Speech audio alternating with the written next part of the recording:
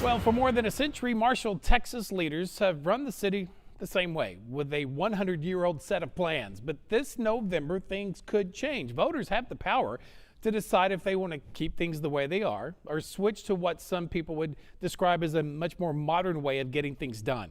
KSLA News 12's Destiny Patterson breaks down this proposal.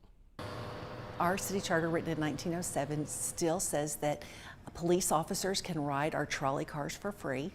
Now, I don't know how many of you have seen trolley cars in Marshall, Texas, but we don't actually have those anymore.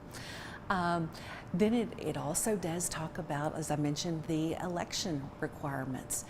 And because women didn't have the right to vote in 1907, so it still says that Caucasian men are the only people who can run for city commission, because that was what the requirements were in 1907. But now, City of Marshall voters will have a 3-page ballot with 16 propositions suggesting changes to the century-old city charter.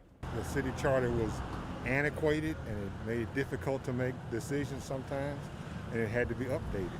Wanda Daly says the current city charter is out of date and changes are well past due. Of all the wonderful things about Marshall, there's also some not so wonderful things that still need to change. The current city charter for Marshall has 94 pages in it, but if voters approve all 16 propositions on the ballot, it'll turn into 18 pages. So it's a very big difference.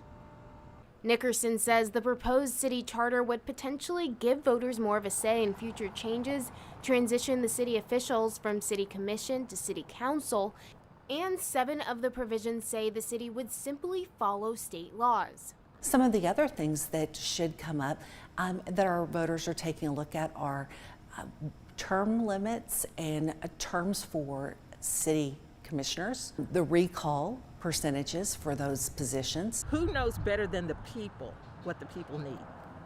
Nobody but God.